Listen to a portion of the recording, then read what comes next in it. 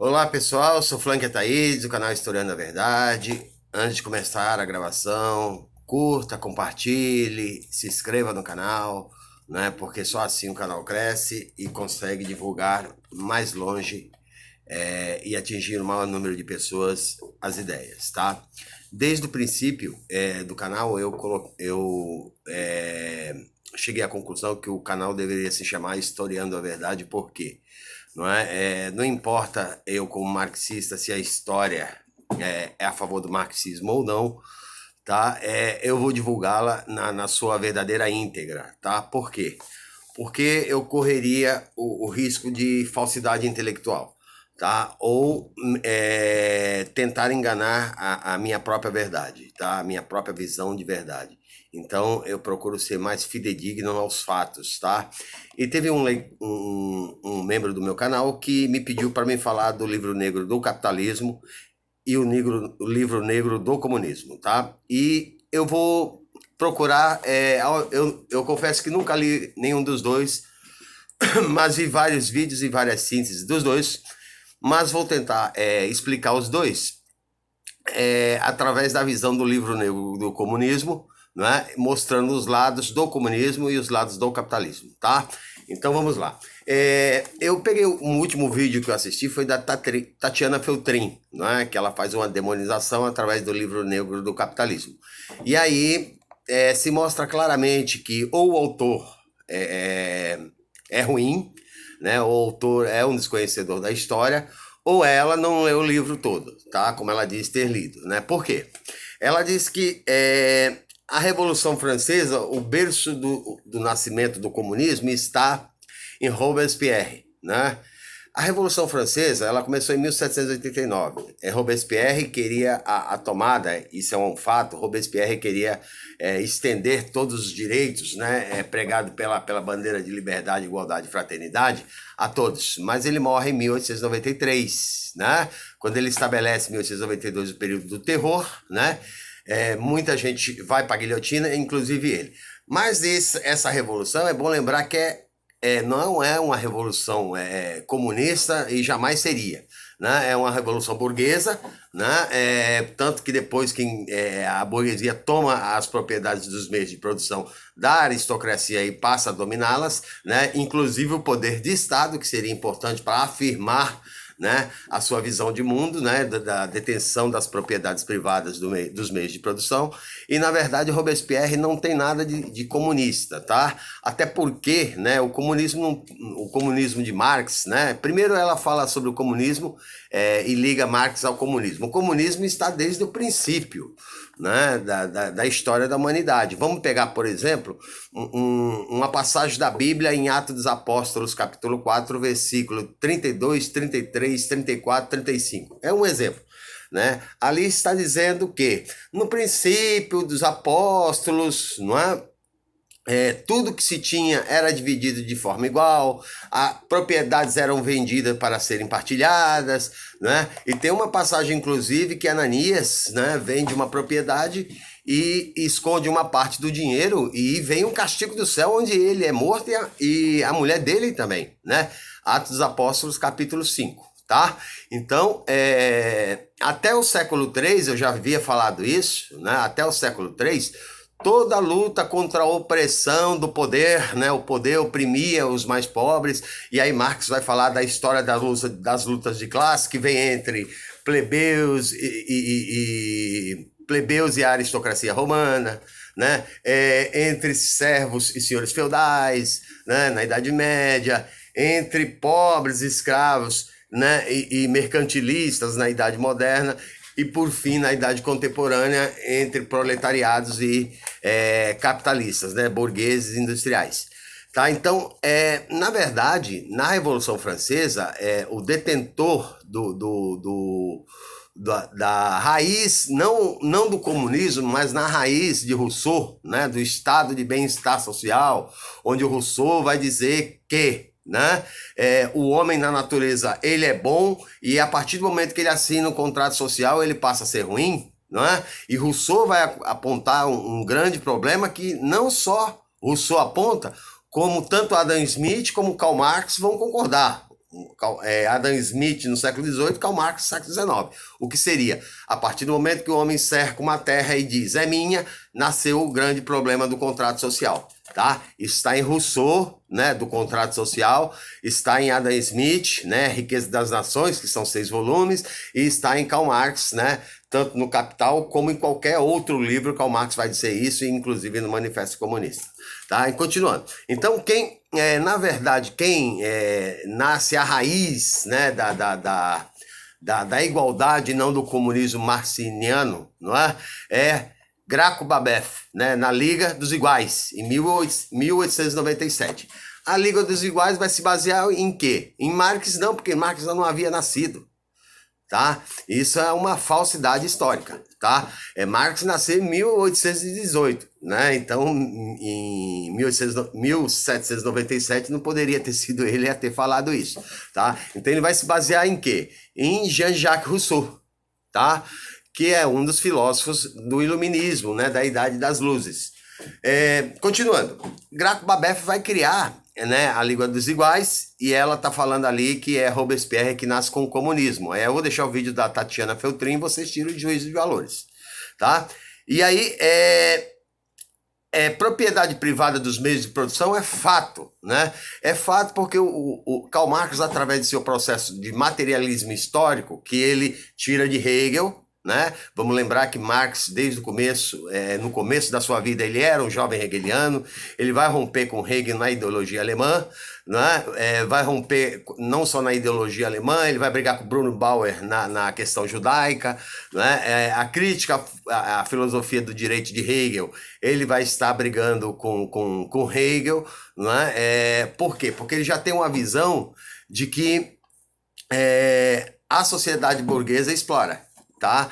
Haja vista, por exemplo, né, que os puritanos, junto com aliás, na crítica da filosofia do direito de Hegel, ele vai dizer que a religião é o ópio do povo, lá na introdução, que é no final do livro, baseado em quê? Né? Por exemplo, você pega os puritanos que vão apoiar a burguesia quando dá o golpe ao Estado absolutista da Inglaterra, mas fecha as portas para o bem-estar social da classe trabalhadora. Tá? Os anabatistas, que são um movimento que rompe com a Igreja Católica, também vão estar defenestrados e vão ser eliminados. Por quê? Porque eles pregam igualdade entre todos, tá? Nas guerras religiosas.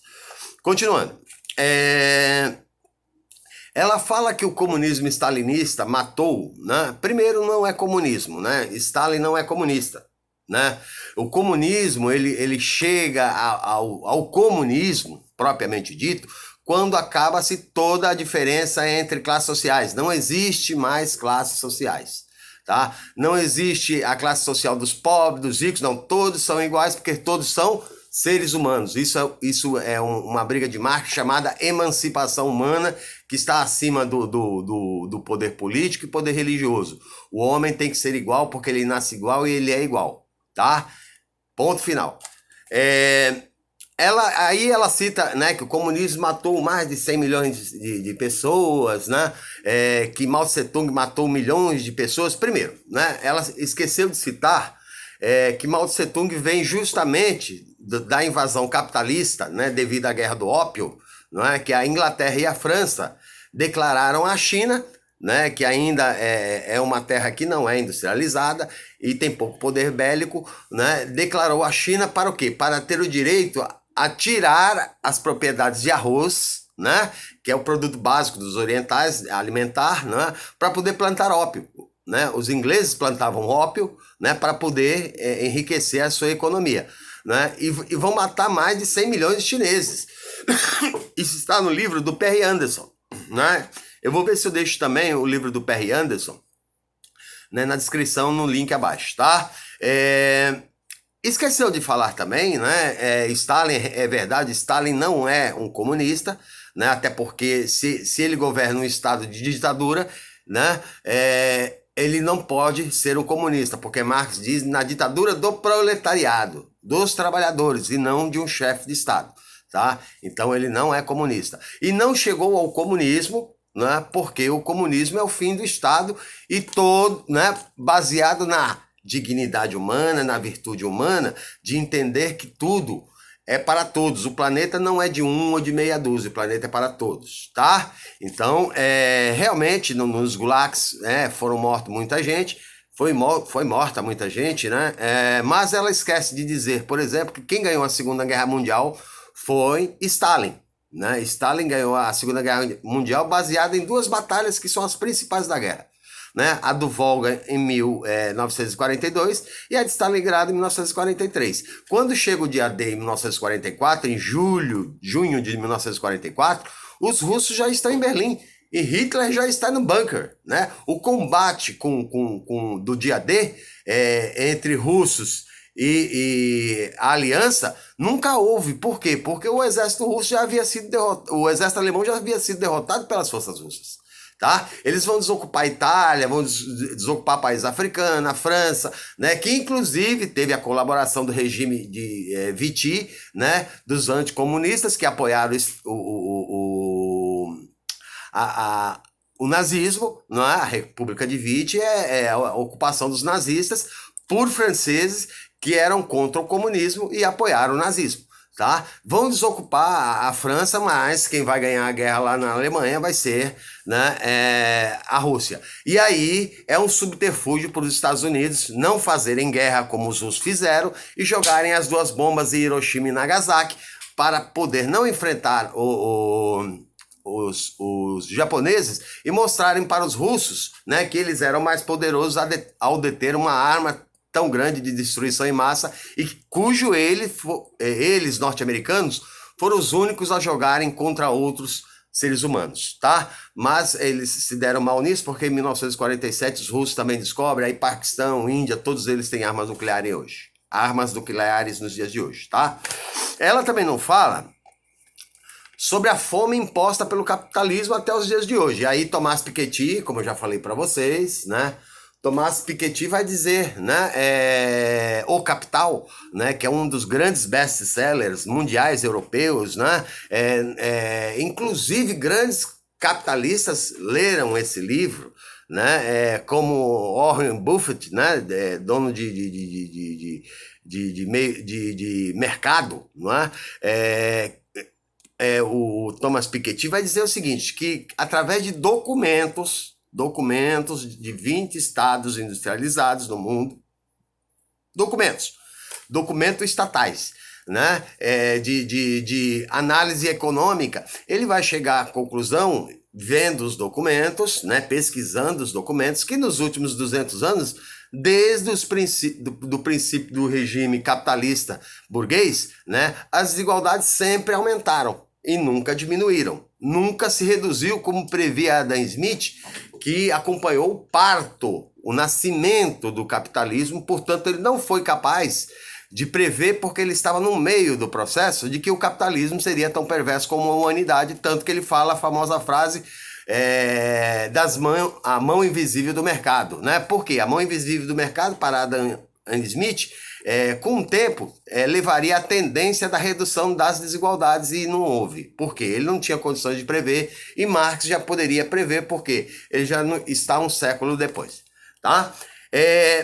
E aí ela fala, né, sobre a fome, né, sobre a fome que foi imposta em vários países, fala sobre a invasão na União Soviética, né, a Revolução Russa. Ela não fala do Domingo Sangrento, onde o czar Nicolau matou milhares de pessoas, que as pessoas queriam o quê? Né, direito a comer, somente. E foram recebidas no palácio a bala.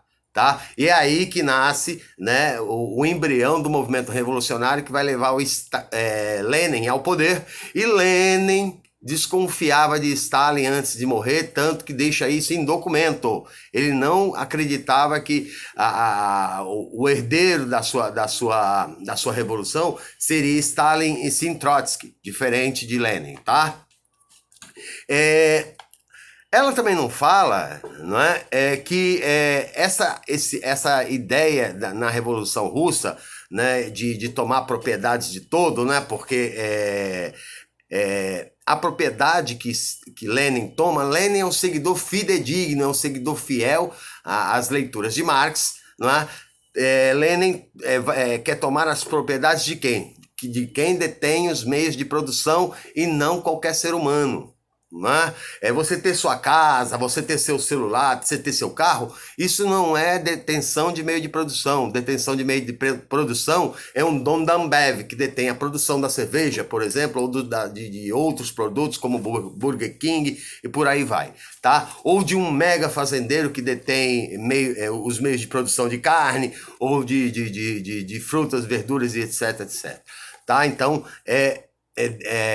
o fim da propriedade privada dos meios de produção, tá? Por fim, né, além de não ter falado da guerra do ópio da China, ela não fala que a revolução de Mao Tse Tung aqui acabou com isso, né? Também demorou 70 anos, né? Esse ano fez 70 anos da Revolução Chinesa, né? E que da década de 70 para cá, uma revolução, quando perguntaram para Lenin em 1921, um estudante no Congresso pergunta para Lenin quanto tempo, né? Como se estabelece, em que momento a revolução seria realmente concretizada, né? Quais seriam as qualidades de um revolucionário? E Lenin vai responder 3: paciência, paciência e paciência.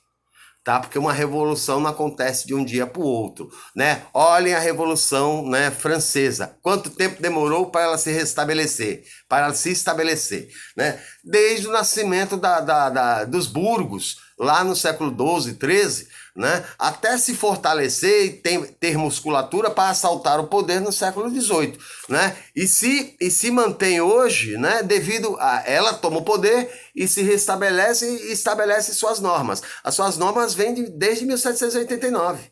Né, até os dias de hoje. Então não é fácil se fazer uma revolução e levar ela a dar resultados, tá? Então, hoje na China, se você pegar a China hoje comunista, né? E até que tem uma certa parte de economia mista, mas uma grande diferença da economia mista chinesa é que as propriedades dos donos de meio de produção não são dos donos de meio de produção. A terra pertence ao Estado. Então, se o cara reclamar muito, ele começar com muita sabotagem, toma a terra e expulsa. Acabou. Sem problema nenhum. Tá? Dos anos 70 para cá, a China quintuplicou o salário dos trabalhadores. Né? A cada 10 anos, a China amplia em 100%, né? Consegue ampliar em 100% o salário dos trabalhadores. Né? O porquê, né, que a gente percebe que a China vem crescendo? Porque a China cresce e os outros países não crescem quanto a China?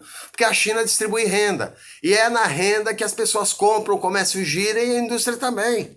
E é por isso que o produto interno bruto sobe. Por quê? Porque está vendendo. E por que está vendendo? Porque o trabalhador, na sua grande maioria, tem poder aquisitivo. Não é à toa que a China cresce. E por que cresce? Ela tirou 800 milhões de pessoas da miséria depois da Revolução Comunista e está criando hoje o maior sistema de previdência social do mundo. O maior sistema de SUS, Sistema Único de Saúde, do mundo, embora não seja tão complexo como o do Brasil, que dá direito a cirurgias complexas.